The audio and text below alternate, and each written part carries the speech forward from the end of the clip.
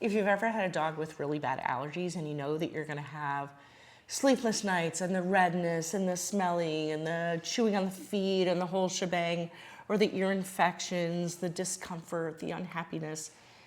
If your dog has a specific allergy season, like spring allergies are very common, late summer and fall allergies are very common, then as that season approaches, it's like you're gearing up for it. You're getting ready for the misery that is to come. So then the question is, what if there was something you could do Ahead of time. before the allergy season hits? Yes. And so the bottom line is, this conversation is different from, my dog's allergies, oh, so horrible, what am I gonna do? This is different from that. So we're talking about right now when your dog is not in the midst of the worst allergies, but you have that worry in your heart, that anticipation, because you know it is coming, but you're actually in like a perfect time to get out ahead of this. Take action now while your dog is not having allergies. And we're not talking about delaying the onset. We're talking about heading this off at the pass. And hopefully minimizing it greatly, if not avoiding it completely. So what we want to do today is just give you a much more proactive approach, kind of a checklist for the, your dog's pre-allergy season when they're not in a flare-up. What are some things that you can do? Don't wait for the flare-up to show up to do something. Be proactive. That's a huge part of the holistic approach, is that we want to be proactive by building into the dog system as much as we can to allow their systems to do the job and create homeostasis on its own without us having to do much to intervene and try and fix a problem. So number one on this proactive allergy checklist is gonna be feed raw. If you haven't started feeding a raw diet already, this is the perfect opportunity for you to do that. And if you are feeding raw already, the key is to make sure that it's actually balanced. And there's a little bit to that. We've talked about that in other videos. We're not saying balance every bowl. What we are saying is you need to have a wide variety of the right foods in that raw diet to ensure that you're not creating inflammation in your dog, that you're not setting them up to be more sensitive. And so that way, when that allergy season does show up, you've already eliminated that as a potential participant of the problem. And in and around those two things, you want to address and make sure that you don't have a leaky gut situation.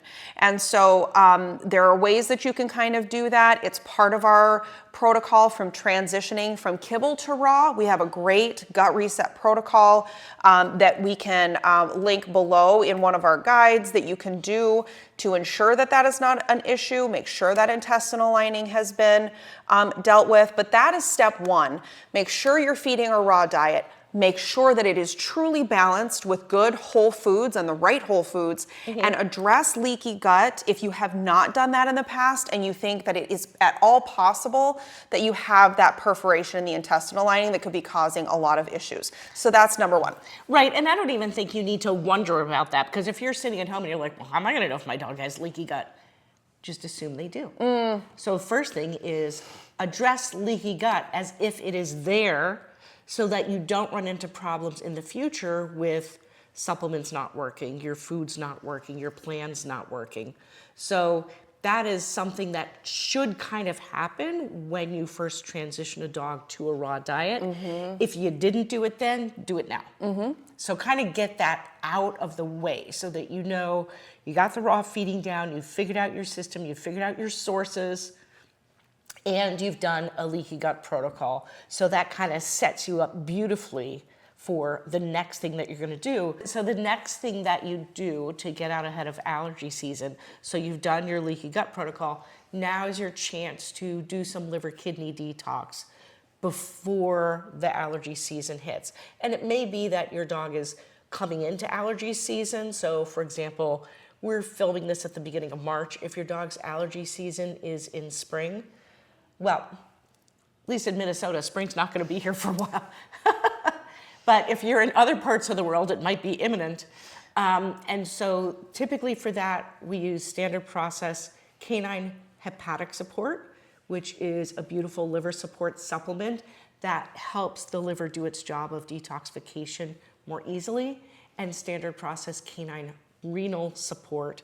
Same thing, that helps support the kidneys. So our two big systems in the bodies for physically removing waste, because we want to funnel toxins and waste products through the guts and through the kidneys and bladder so that your dog can avoid having to push things out through the ears, through the skin, through the anal glands, through the feet. And then depending on where your dog's allergies fall in the year, so after you've done your gut reset protocol, then you've done your kidney liver detox.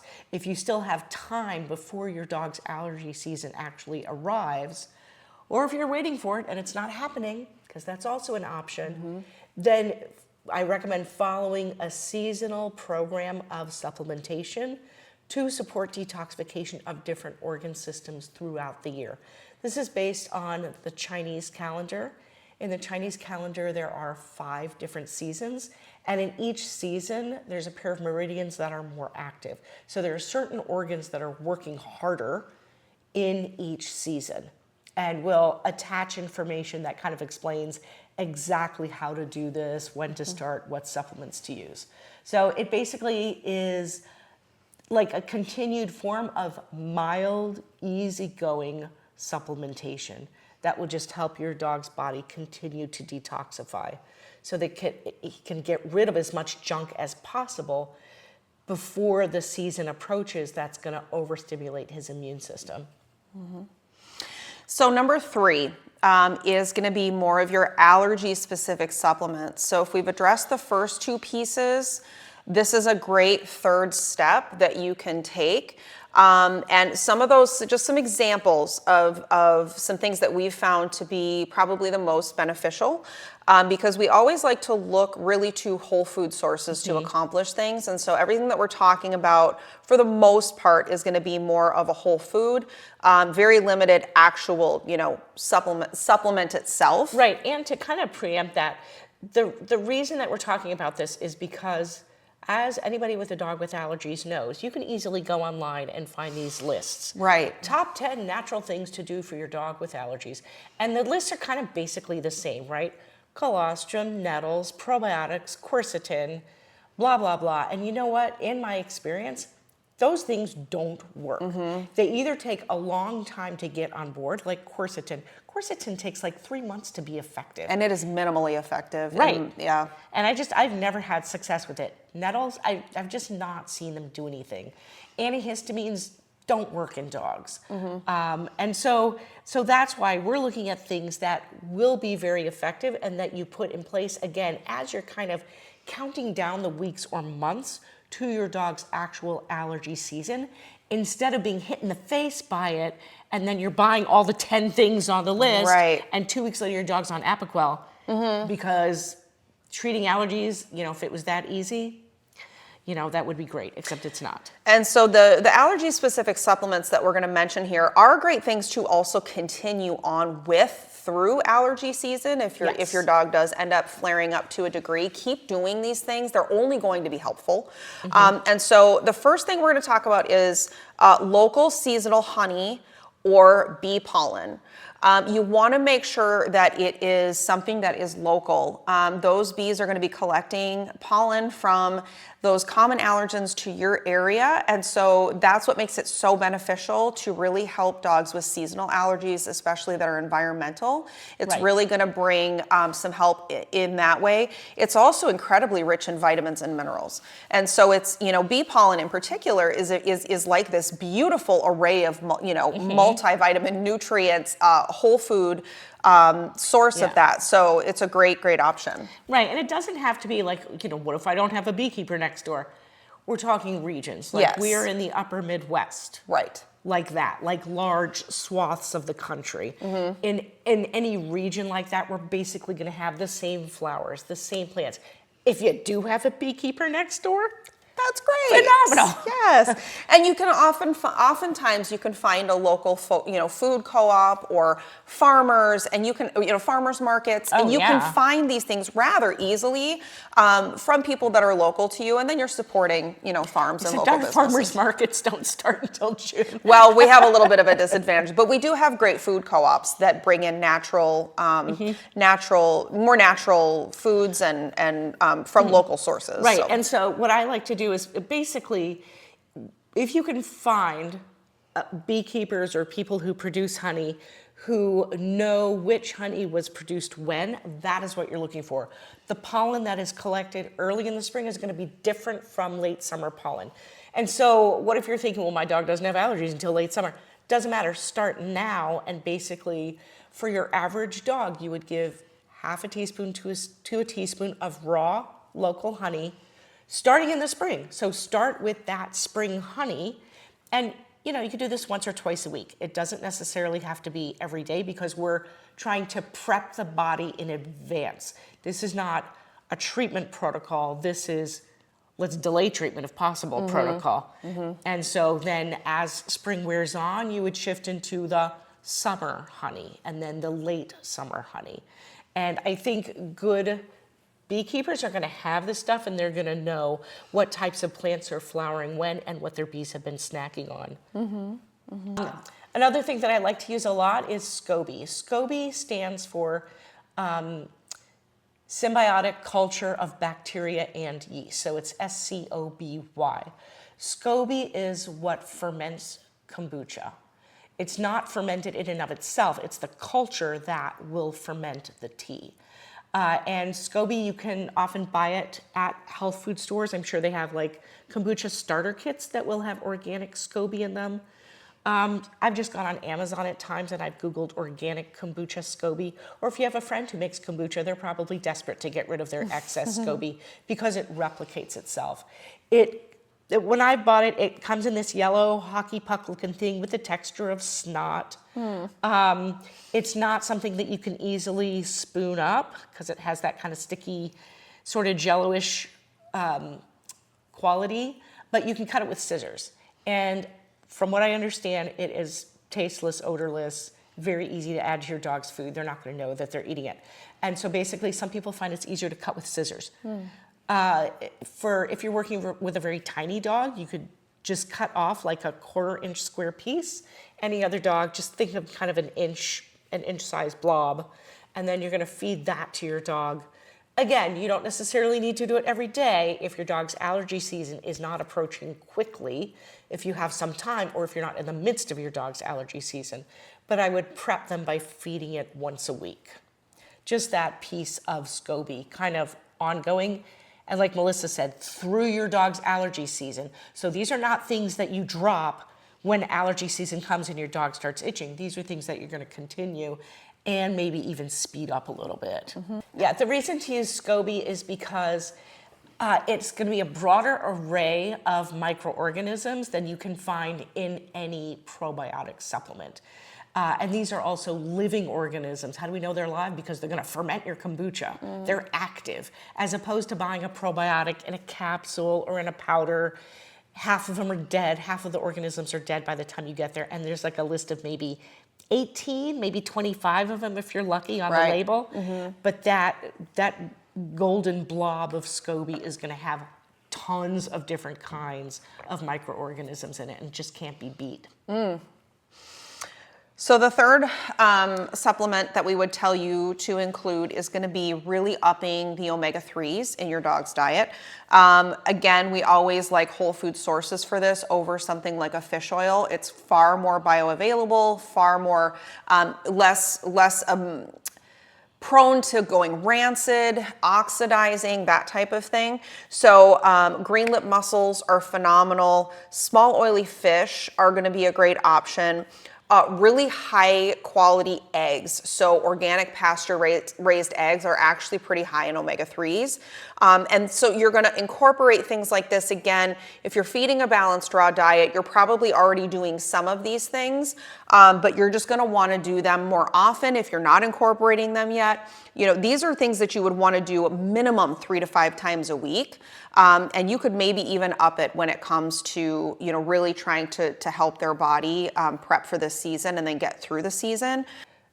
It's important to not hear that and then think, oh, we have chickens, I'll just feed the dogs eggs. You don't want to do the same thing every day, right? If your dog has seasonal allergies, that means that their immune system has a tendency to be overreactive and a little bit hair trigger. And so you don't want to provoke the immune system by essentially doing the same thing every day.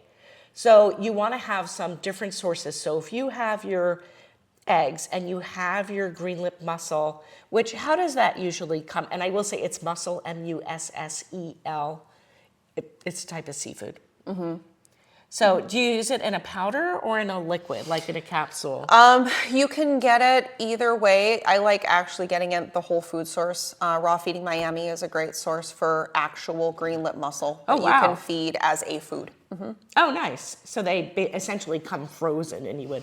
I think, yeah, and the important thing with green lip mussel is that you want to make sure it has a decent fat content, and so that's where it gets a little tricky with supplements is the fat content actually still in there, or did it get processed out? And so that's something, you know, I like the oil version if it's done properly, because there is usually some sort of fat, you know, added into the oil as well, just to really make sure that they can get use out of it. Right. So the way I like to think of it is, so Monday and Tuesday are egg days. Wednesday and Thursday are your green-lipped mussel days. Friday and Saturday are your sardine days. Or something like that. But you want to basically rotate through these options. And again, you don't have to do them every day when we're in prevention mode. You might be thinking, I can handle doing this twice a week. That's great. Don't do the same thing twice a week. Don't do the same thing every week. And you might have to make like a feeding chart that you put on your fridge so that you remember what you're doing, and so that other members of the family have some idea of what's going on if somebody else has to feed the dogs too. But just kind of set yourself up for success. Once you get your system down, it becomes much less overwhelming. It becomes second nature. Yes. I will say, like, out of all of the options that you find on those, you know, top 10 natural lists of things for your dog with allergies, sometimes colostrum is useful, not in every case, and not without doing the prep work that we've been describing all along. So if you take your dog who's been eating the same kibble for years and he has a horrible flare-up of his allergies, colostrum is just not likely to be helpful. But that is the kind of thing where if you're doing everything else, and again, we're not saying that your dog is not going to have an allergy season, but ideally, like the first time through, let's say your dog normally has late summer, early fall allergies. Let's say it's January and you're like, I am going to get ahead of this. Pretty good odds that your dog is going to have a milder season. Not non-existent, but milder. Maybe you won't have to reach for so many drugs. And that's been my experience in my practice. Like, you can improve upon the results that you got last year. If not, if you still feel like, okay, he was doing okay for the first 3 weeks, and now I kind of feel like, the allergies are starting to amp up, getting a little bit out of control, that's where colostrum is sometimes helpful. You typically need a fair amount. Like for a small dog, like a 20-something pound dog, you probably need a couple of teaspoons per day of organic colostrum powder. So just to recap, as we round out this video, here's our top 3 suggestions for really heading allergy season off at the pass. Number 1, make sure you're feeding a raw diet, that it is balanced, and if you have never done a leaky gut protocol with your dog, do that. Number 2 is going to be detox ahead of time. You're going to want to start with canine canine hepatic and canine renal support, and then you can move into a seasonal detox protocol, which we will link down below. And lastly, it's going to be allergy-specific supplemental foods to really set your dog's body up to deal with a lot of that inflammation ahead of time and hopefully reduce their sensitivity in that. So just realize that you don't have to wait until your dog's body is screaming to do something. You really shouldn't. Just like everything else, we want to be proactive and pour as much as we can into the dog's system as possibly as we can. And just remember, like, preparation is your most powerful tool when it comes to managing chronic issues in your dog.